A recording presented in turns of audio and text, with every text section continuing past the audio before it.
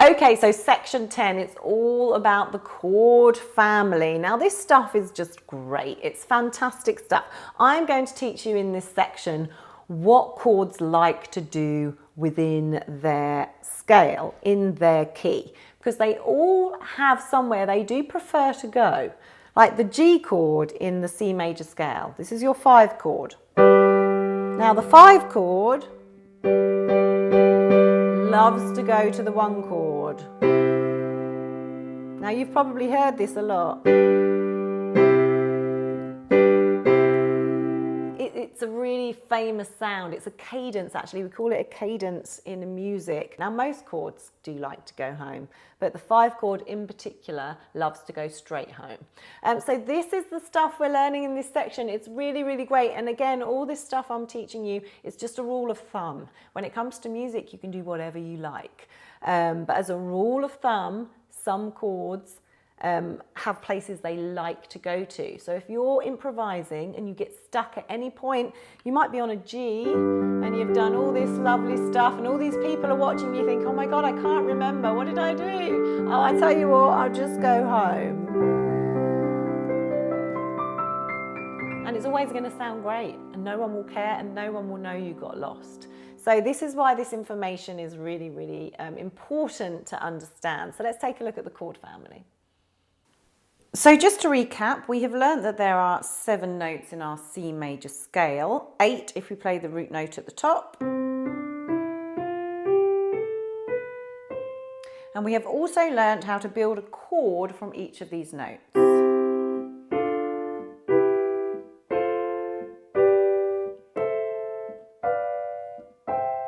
And we have numbered these chords 1 to 7. 1, 2, 3, 4, 5, 6, 7.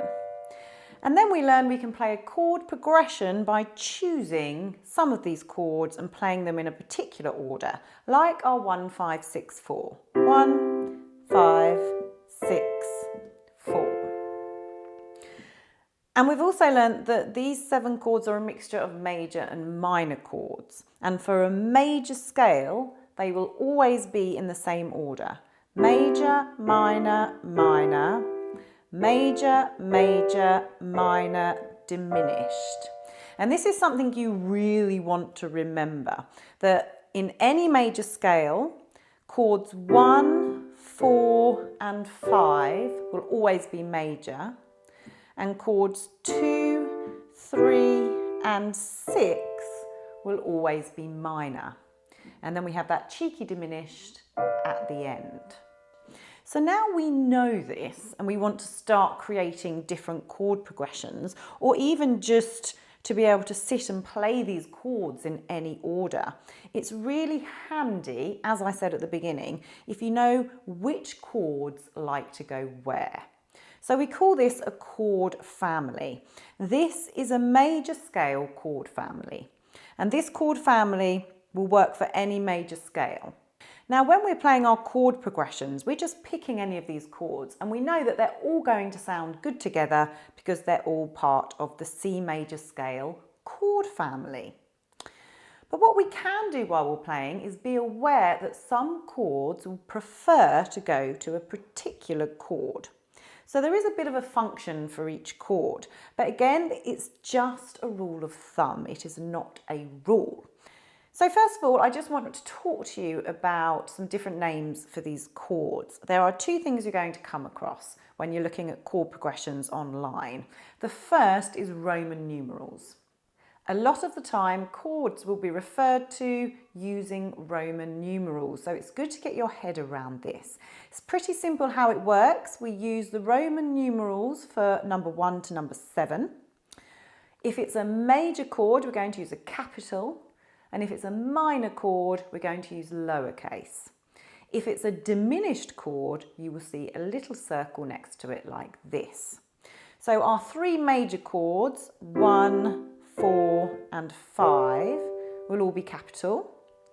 And our 3 minor chords, 2, 3 and 6, will all be in lowercase. And our diminished will be in lowercase and will have this little circle next to it. So be aware of those Roman numerals, because sometimes when you're looking up chord progressions, that's how they'll be written down. So it's good for you to be aware of it. Now, there is one other way we can refer to these chords. You're not really going to use this very much, so you don't need to retain this information. I just want you to be aware of it. So I just wanted to quickly take you through it. And I have written this into the ebook as well. So our number 1 chord, which we call our root chord, because remember the first note of your major scale is called the root. So this is our root chord for a C major scale. This is also referred to as a tonic. And we have names for each of these chords. This is a diatonic scale, and the names are a tonic, which is our 1 chord. We have our supertonic, which is a 2 chord. We have a mediant, which is a 3 chord. We have a subdominant, which is the 4 chord. We have our dominant, which is the 5 chord. We have our submediant, which is the 6 chord. And we have our leading chord. So this is a leading note chord, which is our 7 chord. But you really don't have to worry about that. You may come across it, so it's good for you to have heard it, but you won't hear it very much. Okay, so first up, let's take a look at our 4 major chords. Chord 1, chord 4, and chord 5. Now these are always going to be the 3 primary chords of the scale. They're 3 dominant chords. They're the 3 chords that will be most used in songs within a major scale. So let's look at those first. Now chord number 1, this is our root note, our root chord in a C major scale. C major. This is our home chord. And any chord in the C major scale will want to return home at some point. Sometimes you'll travel to other chords before you get there, but at any point in your music playing, if you're on a chord and if you're just playing it in any way, maybe you're playing some beautiful little broken notes on a 5 chord here. Whatever you're doing, if you're stuck, you can always go home.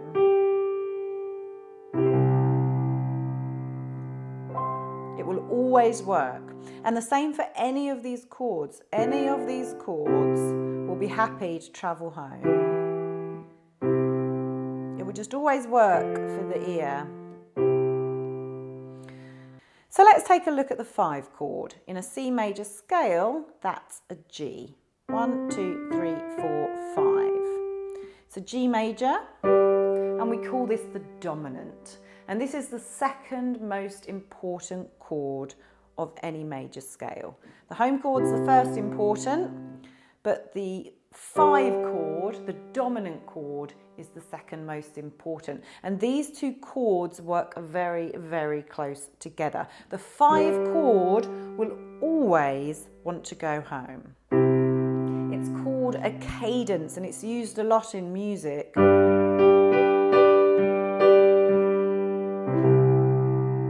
Sounds great. You'd probably use an inversion. So this is something we're going to learn about in the next section, where you mix your notes around. If I play a 5,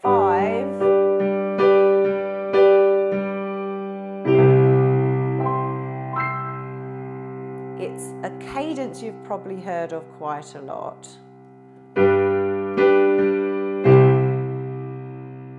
It's tension and release. When you're on the 5 chord, your ear isn't quite satisfied. It wants to go somewhere else. There's tension here, and that tension will be released when you return home.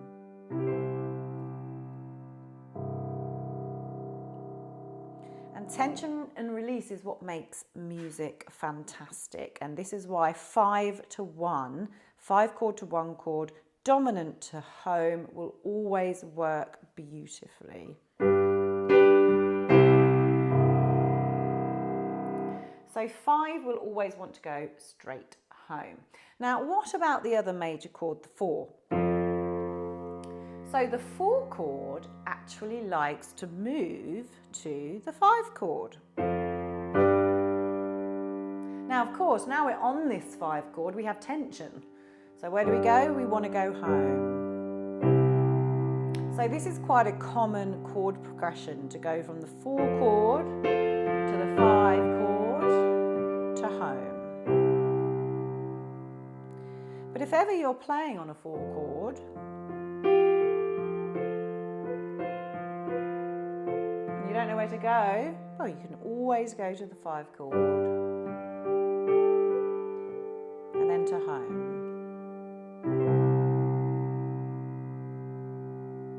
So those are the 3 major chords. Our home chord, any chord can come here. Our 5 chord, which likes to go straight home. And our 4 chord that likes to go to our 5 chord, which then returns home. And there's a little chord progression for you, 4, 5, 1. So let's move on to our minor chords. So we have our first minor chord is the 2 chord.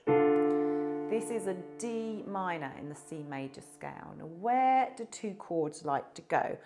Well, all you need to do here is know that the 2 works in the same way as the 4. The 2 and the 4 are very similar. They share 2 notes. The D minor has an F and an A, and the F major has an F and an A.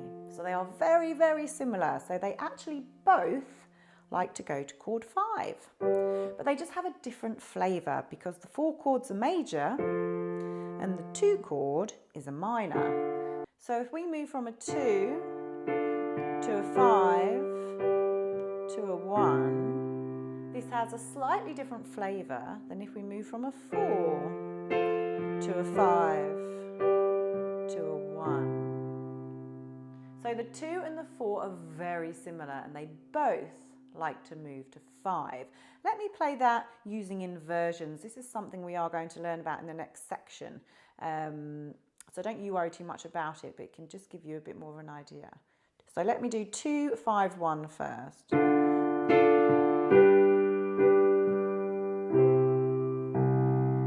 Okay, so that's the 2, 5, 1. 4, 5, 1.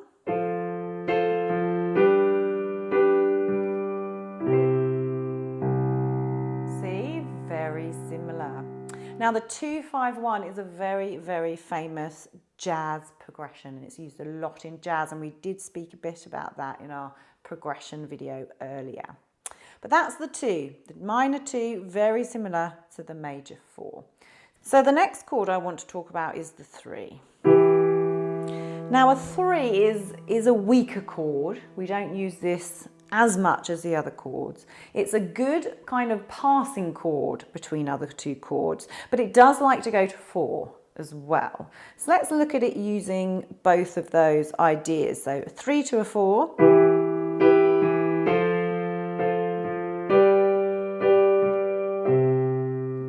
So that's quite a nice pattern because it's moving up. It's moving up the chords and ending on the root note. So 3 to 4 to 5 to 1. If I play that in inversions,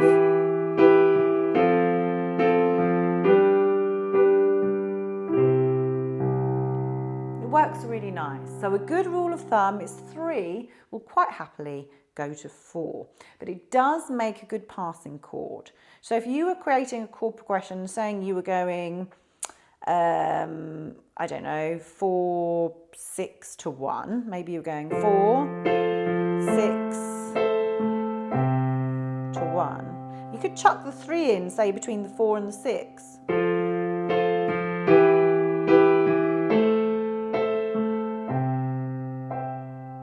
So let's play that in inversions.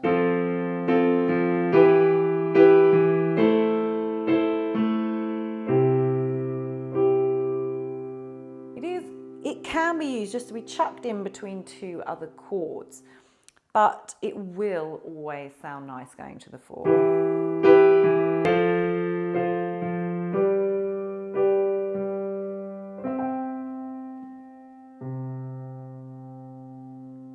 So let's take a look at our last minor chord, that's the A minor. Now the A minor is very, very close to the home chord, the root chord. And this is because it shares 2 of the notes with the root chord. So a C major, which is our root chord, has a C and an E in it. And the A minor also has a C and an E in it. So you can use the A minor very closely with the home chord. And you will see it in a lot of chord progressions from the major scale because it works so well with the home chord. We use it in the 1, 5, 6, 4, which I've played a lot in this course. 1, 5, 6, 4. That A minor will always work really well. Now, a really good way to use the minor 6 chord is as a deceptive cadence. And this is where you're in a chord progression and you're about to go home, but you want to trick your audience a bit. So you're just going to keep them hanging on there by going to a 6 instead. So let's take a look at our 2, 5, 1 chord progression.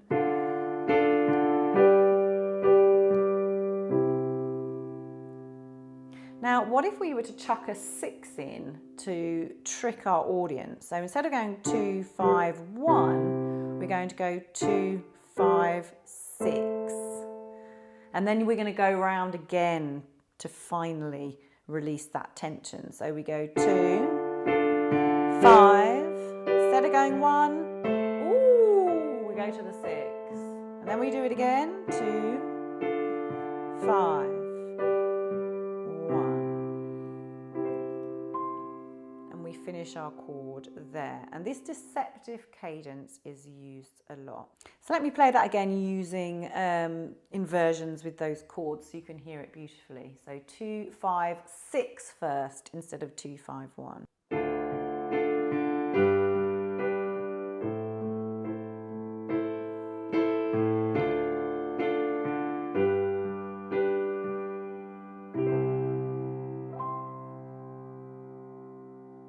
So the deceptive cadence, a wonderful way to use the 6th chord. Chuck it in when you're supposed to be going home, just to confuse everybody and just to keep that tension in the song a bit longer. But always resolve it to home in the end. Don't leave your audience hanging.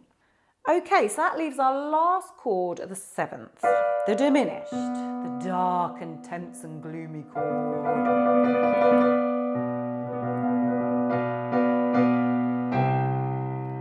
Go home, of course it will. It's very difficult to add into your chord progressions. I mean, you could play, you know, an F, 7. It's hard. Let's go 3 to 4 to 7 to home.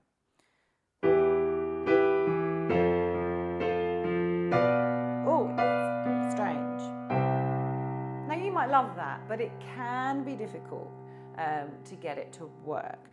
So how can we use it then? Well, a very common way of using the 7th chord is to piggyback off the 5 chord to go home.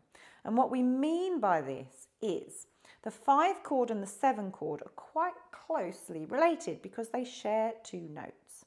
Here's our 5 chord in the C major scale. It has a G, B and D. If you take a look at the 7th chord, it's also got a B and a D, so it shares 2 notes. It's quite a different sound because this is a diminished because of the F. But what's very interesting is if we take our diminished chord and we add the G, we've actually created a chord called a G7, which is a G dominant 7 chord. And dominant 7 chords are used a lot in blues and jazz, and they're very, very popular. If I was to play a 5-7 chord going to a 1-7, so let's play a G7 to a C7, it would sound like this.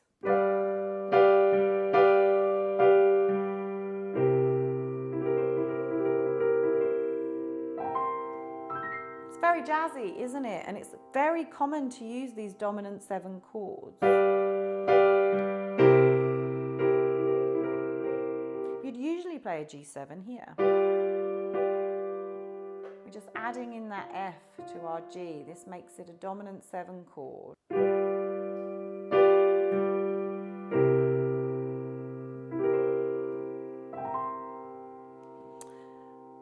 So by combining these 2 chords, it's quite a cool way to travel home. So what we do is we start on the 7th chord, and then we're going to piggyback off the 5th by adding in the G, and then we can go home. And that will sound pretty cool. Now I did keep my left hand on the B. Even when I added in that G,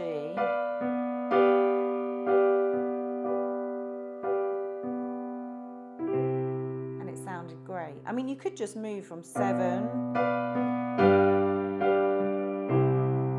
like this. So you're moving your left hand from the B to the 5 to the 1. Or you can keep your left hand on that 7 and just add the G in with your right hand. So 7, add the G, go home. Both will work. So it's a really common way of using the 7th chord combined with the 5th chord, which of course will then want to travel home. And actually it's a fantastic way to end any chord progression, because just going from 5 to 1 can sometimes be a bit boring. So by going maybe 5 to 7 to 5 to 1. So have a play with all of these chords in this chord family of the C major scale, and keep in mind the favourites. Really keep in mind those favourites. Print out my sheet, pop it on your piano, keep it there. Trial some of these chord progressions. And if there's only one thing you take away, remember that chords 1, 4 and 5 are major, and chords 2, 3 and 6 are minor. Remember that all chords will happily go home, that chord 5 likes to go straight home. We learn that chords 2 and 4 both like to go to number 5, but 4 to 5 is a major to a major, and 2 to 5 is a minor to a major, so it has a bit of a different flavour. Remember that 3 just makes a good passing chord, but if you do want to pick something, it likes to go to 4. And remember that 6 chord is very similar to the root chord because it shares 2 notes. So we like to use it in our chord progressions with the C major, but we can also use it as a fantastic deceptive cadence. Instead of going home, we can always go to the 6, just for a moment, just to cause some tension. And then eventually we return back home. And then of course you've got that little diminished, which you can piggyback off the 5 to make a lovely dominant 7 chord to return home. So have a play and enjoy just playing all of these chords in different orders to see what you like the sound of. So take the pages of the ebook, print them out and stick them on your piano, because this stuff is really good to know. This will really help you when you're creating your own tunes, when you're improvising. You know, use this information to know what works and what will always sound good. Don't forget to do your exercises every day, please, and do go back and do your other exercises as well. Do your scales, your chord scales, and this will really help you retain this knowledge. Now, later on in the course, I am throwing in a bonus lesson, which is all about circle of fifths. And this is where some of this stuff relates to the circle of fifths. The circle of fifths is a fantastic tool that creative musicians use when they're trying to create music and understanding what chords sound good with other chords. So look out for that. I'm going to chuck it in at the end of this course as a bonus lesson. And it's a fantastic tool and you're going to love learning all about it. But happy practicing, and I'll see you in the next section.